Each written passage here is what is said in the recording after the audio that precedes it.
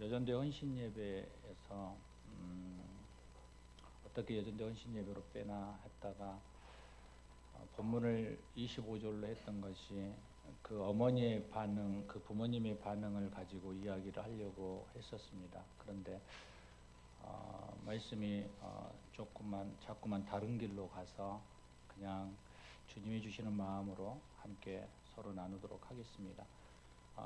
시인 천상병 씨의 그 길이라는 시가 있습니다. 그 시 내용을 보면 영혼을 찾아가는 과정을 길이라는 이미지로 묘사하고 있는 것을 알 수 있습니다. 함께 좀 보겠습니다. 길, 천상병. 길은 끝이 없구나. 강에 닿을 때는 다리가 있고 나룻배가 있다. 그리고 항구의 바닷가에 이르면 여객선이 있어서 바다 위를 가게 한다. 길은 막힌 데가 없구나. 가로막는 벽도 없고 하늘만이 푸르고 거시고 하늘만이 길을 인도한다. 그러니 길은 영원하다. 시인은 하늘만이 길이라고 진리로 인도한다라고 말하고 있습니다. 여러분에게 영혼으로 인도하는 길은 어디입니까? 한번 질문해 보십시오. 우리가 그리스도인이라고 말한다면 그 길은 바로 예수 그리스도일 것입니다. 요한복음을 통해 우리는 1장에 생각해 보면 로고스, 즉 말씀이신 예수 그리스도, 더 나아가서 6장에 생명의 떡이신 예수 그리스도, 8장인 빛이신 예수 그리스도에 대해서 나누었습니다.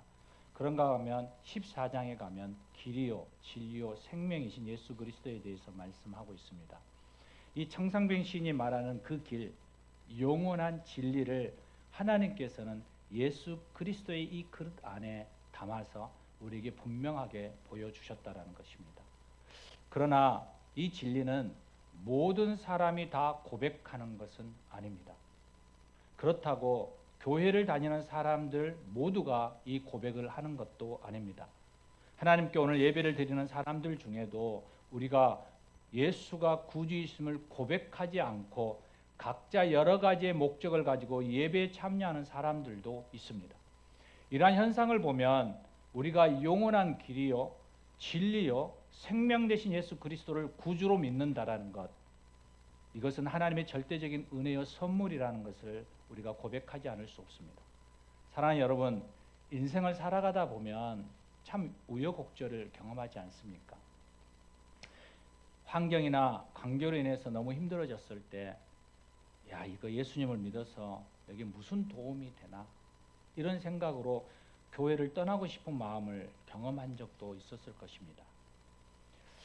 이렇게 내가 다시는 예수를 믿지 않으리라, 이런 마음에 밑에서부터 이렇게 끌어올려 오는데도 이상하게, 정말 이상하게 예수님을 부인할 수가 없고 예수가 그냥 믿어지는 그런 마음이 있는 것은 여러분 어찌 설명할 수 있겠습니까? 이것이 하나님의 은혜이고 선물이라는 것을 반증하는 게 아닐까요? 우리가 지난 주일에 요한복음 9장의 서두에서 이미 날 때부터 맹인된 사람이 예수님을 만나서 눈을 이렇게 뜨는 경험을 한 것을 보았습니다. 그런데 기적을 경험하였음에도 이 시각장애인은 예수님이 누구신지를 처음에는 확실히 인지하지를 못했습니다. 그래서 17절 사람들이 너의 눈을 뜨게 한 사람을 너는 어떤 사람이라고 생각하느냐라고 물었을 때 맹인이었다가 눈을 뜬 사람이 대답할 때 내 눈을 뜨게 하는 그러한 기적을 행하는 것으로 보았을 때 하나님이 보내신 선지자라고 생각한다라고 말합니다. 생각해 보십시오. 그는 놀라운 기적을 경험했음에도 예수님이 선지자를 넘어서 하나님이 약속하신 구원자 메시아라는 고백을 하지 못하고 있습니다. 앞에서 말씀드렸듯이 교회는 다니고 예배는 드리지만 예수님을 구원주로 정확하게 인지하지 못한 채 살아가는 모습과도 같습니다. 그런가 하면 맹인에게 질문을 쏟아놓은 유대인들을 보십시오. 하나님에 대하여 지식을 많이 알고 있습니다. 그런데 예수님을 인격적으로 경험해 보지 못하였기 때문에 하나님의 그 본심인 바로 예수님이 메시아임을 깨닫지 못하고 있다라는 거예요. 제가 신학교를 다녔잖아요. 신대원을 다녔는데 신학 교수나 또 철학자들 중에 성경을 깊이 연구해서 하나님을 아는 지식이 해박한 사람들이 있어요. 그러나 예수님을 구주로 믿고 고백하지 않고 그냥 4대 성인의 한 사람으로만 인정하는 것을 볼 때 여러분, 성경 지식이 뛰어나고 해박하다고 해서 하나님의 마음을 다 아는 것이 아니구나라는 것을 우리는 알 수 있습니다. 이것을 볼 때 우리가 예수님을 구원주로 믿고 고백하는 그 자체가 우리 안에 은혜인 것입니다. 여러분, 이것을 고백하십시오. 이게 하나님의 은혜입니다.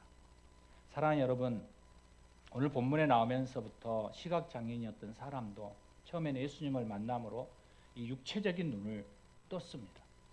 그런데 이 육체적인 눈을 뜨면서 지식적으로 예수님이 선지자라는 것을 인지합니다. 그런데 주님은 거기서 멈추기를 원하지 않는 거죠.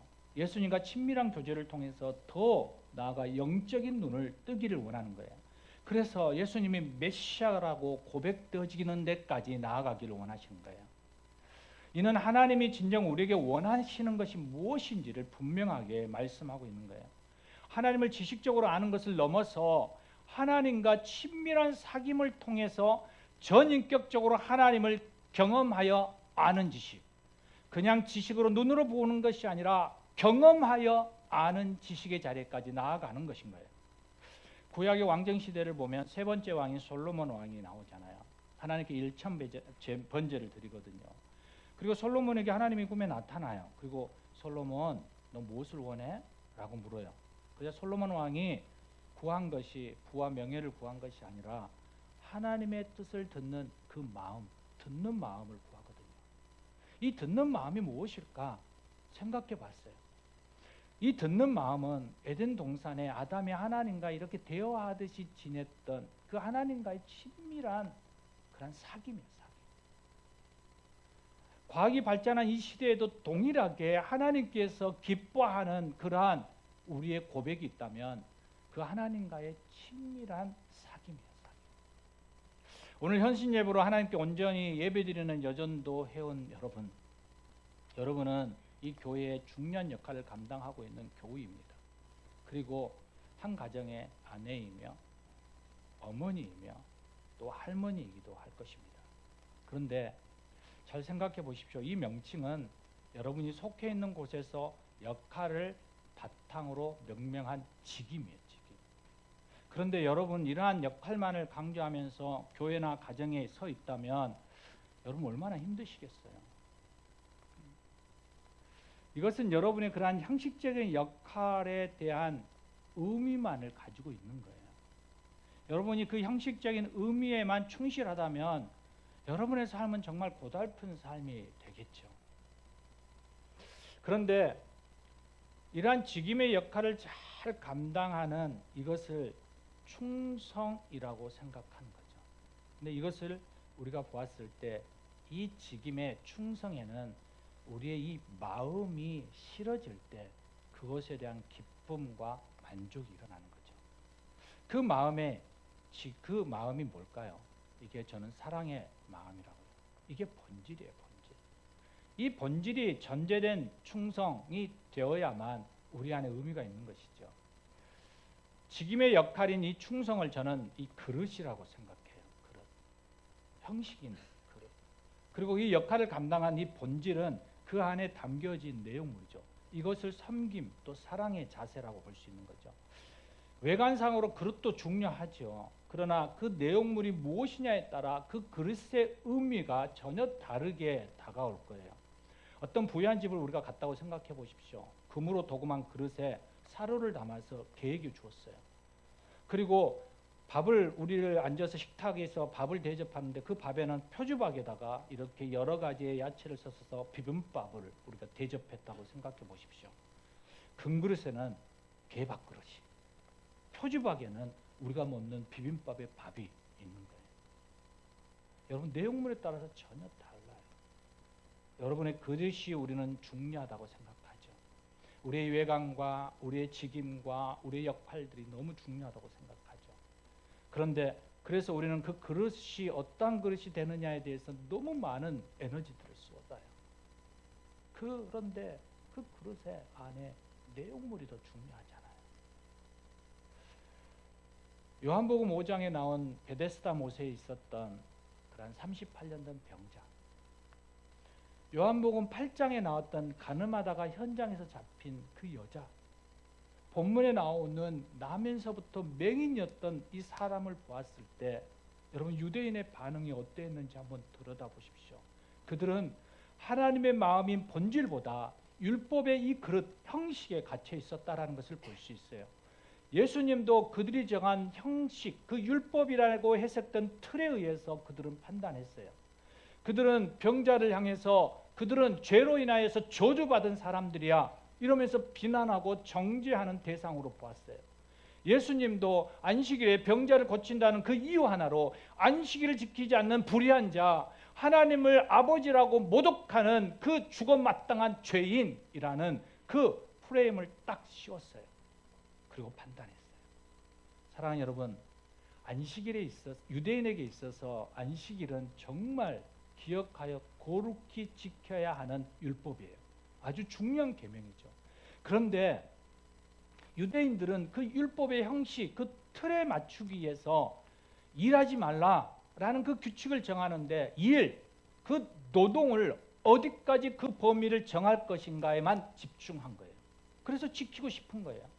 그러다 보니까 하나님의 놀라운 은혜와 치유의 기쁨을 가지고 그 현장 가운데 하나님을 영화롭게 올려드리는 그 영적 찬미의 자리까지 나아가지 못한 거예요. 그들은 육적으로 눈은 떴지만 영적으로 맹인과 같은 안타까운 상황이 지금 벌어지고 있는 거예요. 여러분, 안식일은 하나님을 위해서 주신 게 아니에요. 우리는 착각하는 거예요. 안식일은 하나님을 위해서 하나님이 우리에게 제정해서 주신 거다라고. 아니요, 안식일은 하나님이 우리 사람을 위해서 정해 주신 제도예요. 그래서 온전히 하나님을 예배할 때 하나님이 주시는 은혜를 경험하게끔 만들고 싶으신 거예요.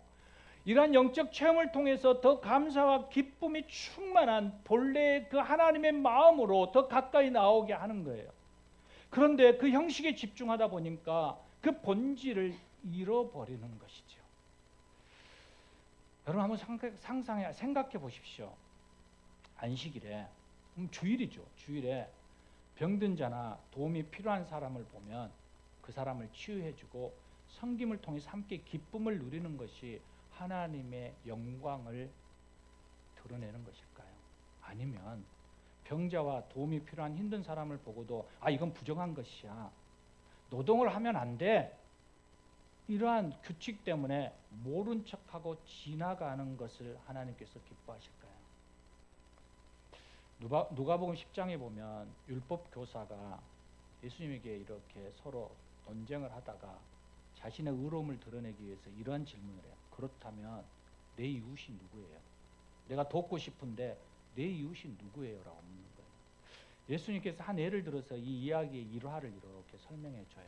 어떤 사람이 길에서 강도를 만났어요. 그리고 그 강도가 모든 것을 빼앗고 때려서 거의 죽을 듯이 실신한 것처럼 쓰러져 있는 거예요. 그런데 길을 가다가 이 처참한 장면을 제사장이 보았어요. 그런데 그냥 지나치죠. 레인이 보았어요. 이 불우한 재난 가운데 쓰러져 있는 사람을 피하여 그냥 지나가죠. 우리는 그들에게 물어보면 그들이 피치 못할 이유가 있었다라고 말할 수도 있을 거예요. 그 이유가 이런 거겠죠. 오늘 예배를 드려야 되는데 하나님 앞에 부정한 것을 만들면 안 돼. 그러니까 내가 그냥 피해서 왔어. 아니, 내가 가는데 시간이 좀 늦어서 너무 다급해서 빨리 가야 될 상황이라서 어쩔 수 없이 그냥 놓고 왔어. 그냥 피해서 왔어 라고 얘기할 수 있겠죠. 그런데 하나님이 원하는 건 뭘까요? 그런 핑계와 변명일까요? 하나님의 마음을 먼저 듣는 그 훈련이 되어 있다면 아마도 그러지 않았을 거예요. 그런데 이 이야기가 여기서 끝나면 너무 마음이 아플 텐데 또 한 사람을 이야기해 주시거든요. 한 사람이 그 길을 지나치는 거예요. 그런데 그 사람은 이웃의 재난을 자신의 아픔으로 받아들여요. 그리고 상처를 치료하고 요관에 데리고 가서 회복될 때까지 치료해 주었던 그 사람이 어떤 사람이냐면 사마리아 사람이에요. 예수님이 이 사마리아 사람이라는 데 강점을 찍어주세요. 이 사마리아 사람은 유대인과 적대 감정을 가진 사람이거든요. 그 민족성 때문에 그래요. 그런데 그럼에도 도움이 필요한 상황을 만난 거예요. 그럴 때 이것저것 따지지도 묻지도 않고 조금도 주저함이 없이 그 필요를 채워주는 선한 모습을 강조해 보여줘요. 그리고 예수님이 이렇게 묻거든요. 이 세 사람 중에 누가 너의 이웃이야? 라고 물어요. 율법교사는 망설임 없어요. 어려움에 처한 사람을 도와준 사람이죠. 서로 상종하지 않는 관계에 있는 사람일지라도, 원수와 같은 사람일지라도 도움이 필요한 사람을 돕는 것, 이것은 그의 감정이나 이익을 앞세우지 않고 도와주는 그 사람이 이웃이라고 얘기하는 거예요. 그러면서 우리가 어떻게 살아가야 할 것인지를 제시해 주는 거죠. 여러분, 이러한 행동은 그리스도인들에게만 하는 얘기일까요? 여러분, 자연인들도 이건 자연스러운 행동이에요. 그분 사람들도 그렇게 살아요. 그런데 하물며 하나님의 마음을 아는 사람들이 우선순위에서 그게 밀려진다면 이건 말이 안 되는 거죠. 이것은 완전히 본질에서 떠나 있는 삶이죠. 그런데 우리는 안식이라는 이 규칙처럼 우리의 삶과 교회의 상황들과 그러한 우리의 삶 자리에 깊이 들어가면 교회의 규칙이나 또 교인들의 주장이나 형편이나 우리의 삶의 여러 가지 상황들 속에서 나의 불편함과 나의 편리함을 위해서 우리는 우선순위에서 그것들이 점점 멀어져 가는 것을 우리는 느끼게 되잖아요. 우리가 이러한 삶을 들여다볼 때 우리가 하나님의 본질에서부터 얼마나 멀어져 가고 있는지를, 우리는 이 형식의 틀에 얽매여서 얼마나 하나님이 원하시고 기뻐하시는 것이 무엇인지를 잃어버리고 망각하며 살아가고 있는지를 우리는 단적으로 볼 수 있는 거예요. 사랑하는 여러분, 정해진 이 형식을 넘어서 하나님의 본래 마음에 가까이 가기 힘쓰기를 바랍니다. 명인이 말한 이 한 가지 아는 것, 이것은 바로 영적의 눈을 뜨는 데까지 나아가는 것이라는 것을 기억하기를 원합니다. 여러분, 기독교인 가정에서 간과되어지는 것 중에 하나가 있어요. 오늘 본문에서 보면 그 명인의 부모님이 자녀보다 더 중요하게 여기는 게 있었어요. 그게 뭐냐면 사람들의 이목과 자신들에게 불이익이 떨어지는 것에 대해서 더 집중해요. 그래서 출교는 이 공동체에서 그들을 내어 쫓는 거거든요. 살아갈 수 없는 거예요. 그러니까 그들이 내 아들 때문에 그것을 선택하고자 하는 그 마음이 없어요. 그래서 그 아이에 대해서 증언하는 것을 거부해요. 여러분, 그런 부모들 많이 있어요. 여러분 주변에 있는지 모르겠지만 여러분 상처받는 사람들, 힘든 사람들, 특히 목회자, 예수제자학교 제가 섬기는 그곳에 가면 정말 목회자들 중에 많아요. 자녀가 우선이 아닌 사람들이 많죠. 그런가 하면 상대적으로 자녀가 우선인 사람들도 있어요. 믿음의 사람들의 좀 모습을 보면 이렇죠. 우리가 종교적인 형식을 너무 지나치게 강조하다 보니까 자녀들이 좀 잘못된 길로 가는 경우들이 많이 있어요. 신앙을 지키는 형식, 이건 무시할 수 없는 아주 중요한 부분이에요. 저도 거기에 동의해요. 그런데 이 종교적인 형식을 너무 강조하고 억압하는 바람에 자녀가 성인이 되었을 때 신앙생활을 하는데 많은 부작용을 가져오는 것을 우리는 볼 수 있어요.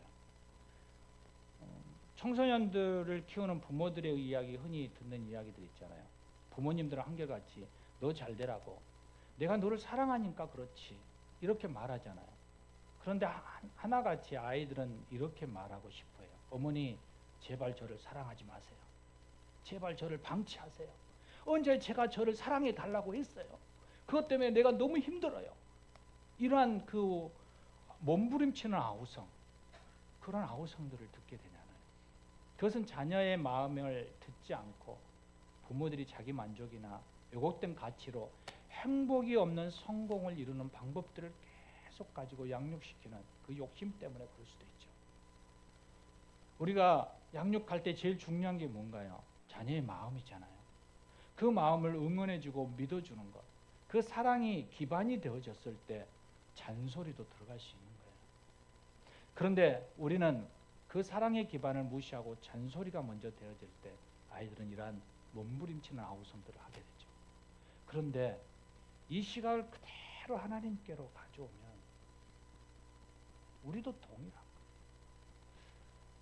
당신의 자녀들이 형식에 얽매여 힘들게 살아가는데 그 길이 하나님 당신의 본래의 마음과 멀어진 왜곡된 믿음의 모습이라면 하나님 아버지의 마음이 어떨까요? 우리가 주의를 지키며 교회 충성을 다하면서 정작 도움이 필요한 사람은 외면하는 이러한 모습처럼 우리가 열심히 봉사하고 바쁘게 사역하고 최선을 다하여 물질을 드리는데 정작 하나님 마음은 듣지 않고 자기 만족을 위한 신앙생활을 하고 있다면 아버지의 마음이 어떨까요? 사랑하는 여전대 회원 여러분, 그리고 본성 가족 여러분, 이 시간 이 맹인의 고백처럼 이 한 가지를 아는 그 자리로 여러분의 우선순위가 바뀌어지기를 부탁드립니다. 여러분, 하나님을 사랑하십니까? 내가 나를 사랑하느냐 이 질문 앞에 내 주님, 내가 사랑합니다라고 답하시나요? 여러분, 믿음이 좋아지기를 기도하고 계시나요? 그러면 이 한 가지 바로 하나님의 본심을 알고자 힘쓰기를 권면합니다. 우리가 열심을 향하여 가지만 방향이 잘못됐을 때가 너무 많습니다. 우리가 죽도록 충성하지만 하나님 아버지와 마음이 너무 멀리 떨어져 있을 때가 너무 많습니다. 하나님이 기뻐하는 그러한 모습으로 살아가기를 원합니다. 우리가 부모님을 위한다라고 얘기하지만 부모님이 정작 마음이 어디에 있는지를 모르면 어떻게 되겠습니까? 부모님이 원하는 건 돈이 많이 들어있는 봉투인데 자식은 어머님은 나 얼굴만 보면 좋아. 그리고 몸만 가서 얼굴만 보여주고 오면 부모님 마음은 어떻겠습니까? 야, 얼굴도 좋지만 봉투도 좀 가지고 오려. 이번 멍게를 그러지 않겠습니까? 하나님의 마음을 한번 좀 들여다보시기 바랍니다. 로마서 10장 17절의 말씀을 좀 보면 믿음은 들음에서 나고 들음은 그리스도의 말씀으로 말미암았느니라. 여전대 회원 여러분, 믿음은 들음에서 난대요. 근데 그 들음의 내용이 뭐냐면 그리스도의 말씀이래요. 사람들에게 말씀을 많이 접할 수 있도록 그 통로를 열어주고 알려주어야 합니다. 오늘 점심시간에 밥을 먹지만 여러분 옛날에 우리 수련회 때 말씀 암송 안 하면 밥 못 먹었습니다. 모여갖고 단체로 10명씩 모여갖고 막 요한복음 1장 32절 그걸 외우고 막 큰 소리로 외우고 그 다음에 밥 먹으러 갔습니다. 한 자라도 틀리면 다시 또 빠꾸 해가지고 다시 외워서 다시 가서 먹고 그랬었습니다.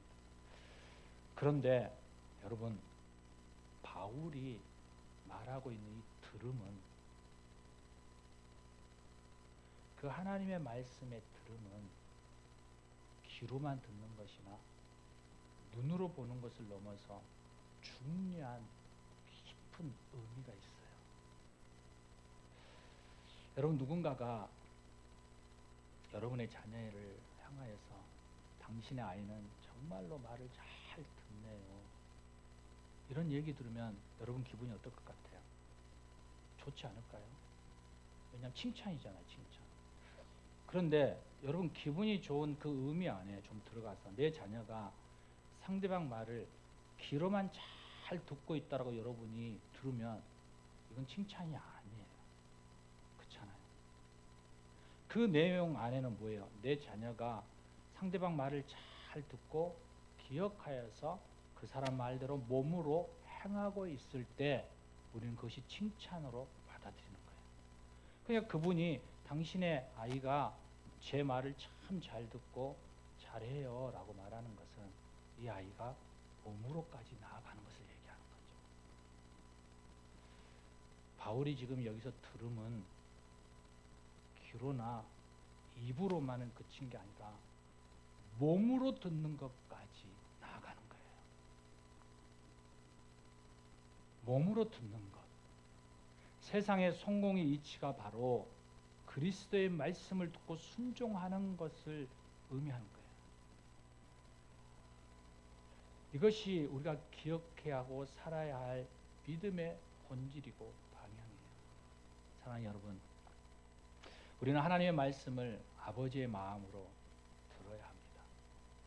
그리고 그 들음은 아 그렇구나 하고 지식적으로만 머리에 차곡차곡 쌓아가는 머리만 커져가는 것이 아니라 하나만 알아도 내 안에 레마로 그 하나의 말씀이 내 안에 꽂힐 때 그 말씀대로 내가 듣고 한번 살아보려고 몸부림치는 그 삶의 발버둥이 있을 때 이것이 믿음이 되어진다라는 거예요. 사랑하는 여러분, 그래서 저는 말씀을 잘 몰라요. 요즘은 이 네이버가 나와서 물어보면 찾아보시면 됩니다. 이렇게 제가 얘기할 때가 많아요. 여러분 찾아보십시오. 네이버에도 안 나오면 저에게 오십시오. 그러면 제가 AI를 유료로 바꿔서 제가 물어볼게요. 여러분 지식이 많은 게 중요한 게 아니고 이제는 삶으로 살아내는 것, 이것을 우리 안에 익숙하게 가는 것이 중요합니다. 그래서 제가 제 아들 때문에 삶으로 살아내는 매일매일의 그 고행을 하고 있습니다. 아들의 말 한마디에 수없이 생각하고 그래 바꿔야지, 이렇게 해야지, 이렇게 해야지. 그러면서 저를 바꿔나가고 있습니다. 아이의 말을 하나님의 말씀처럼. 여러분 서두에 소개한 청상병 시인의 삶을 한번 들여다보면 그는 1967년 동백잎 사건의 피해자예요. 중앙정보부 지하실에서 숱한 물고문과 전기고문을 받고 그 후유증으로 성기능 불능자까지 되었어요. 막걸리값 한 번 잘못 받아서 그런 거죠. 그는 6개월 뒤에 선고 유예로 풀려났지만 제대로 된 삶을 살 수가 없었어요. 얼마나 그 충격이 컸는지.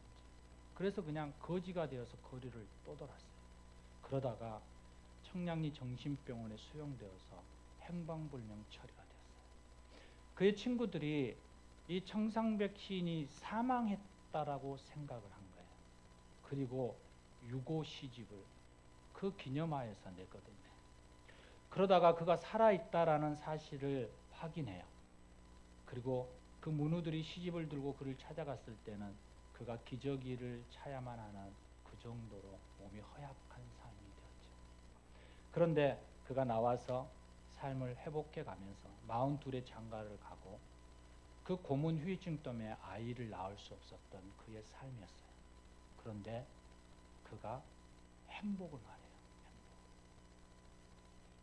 1993년 그의 친구들이 낸 유고 시집에 나 하늘로 돌아가네에 실린 행복이라는 제목의 시가 있어요. 우리 함께 좀 나누면서 말씀을 마무리하고 싶습니다.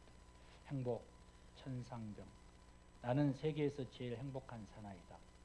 아내가 찻집을 경영해서 생활에 걱정이 없고 대학을 다녔으니 배움의 부족도 없고 시인이니 명예욕도 충분하고 이쁜 아내니 여자 생각도 없고 아이가 없으니 뒤를 걱정할 필요도 없고 집도 있으니 얼마나 편안한가.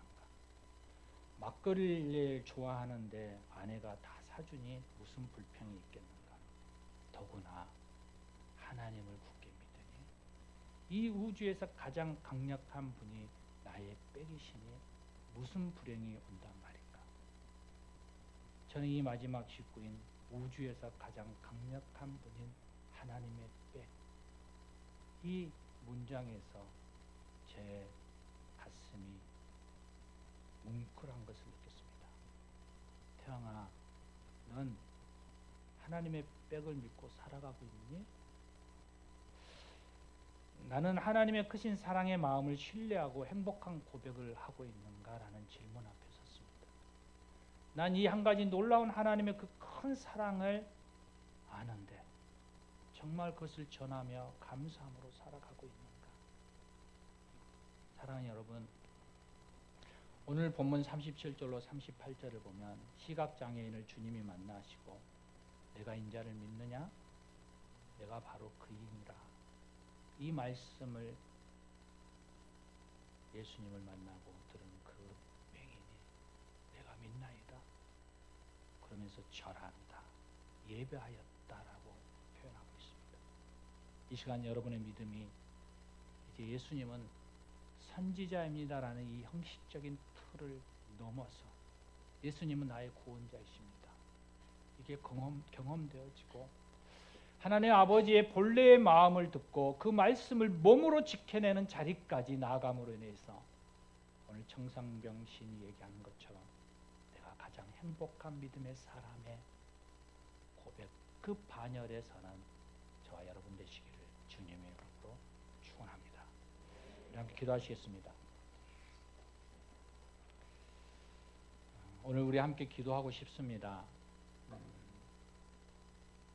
우리는 각자의 가지고 있는 형식, 그 직임, 그 틀이 있습니다. 우리가 그 틀에서 조금만 좀 벗어나서 하나님 아버지의 그 온전한 내용물 앞에 우리가 다시 한번 섰으면 좋겠습니다. 주님, 그렇습니다. 내 안에 그릇이 중요한 게 아니라 그 그릇 안에 내용물이 중요한 것을 다시 새롭게 내 안에 자각합니다. 주님, 그리스도인으로서 하나님의 자녀로서 내 안에 말씀대로 살아낼 수 있는 용기를 허락해 주시옵소서. 오늘 이 마음 가지고 우리 함께 기도하며 나아가겠습니다. 주님, 그렇습니다. 주님, 그렇습니다.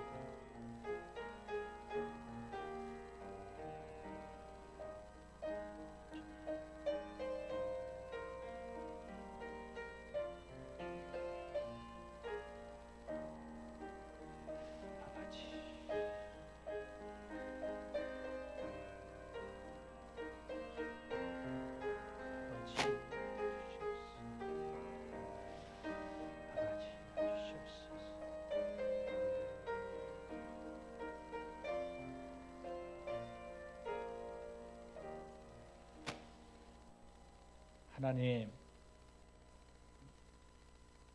너의 믿음을 보여라고 말씀하실 때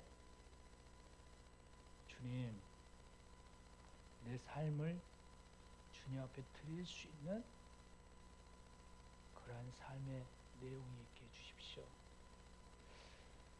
너무 세상 가운데 젖어서 세상 가치만 바라보고 살아가는 내 삶을 이 시간 용서하여 주시옵시고 그 안에 아버지의 마음을 담아서 살아내는 그 삶의 열매를 주님 앞에 드릴 수 있는 은혜를 부어 주시옵소서. 우리 주 예수 그리스도의 이름으로 기도합니다.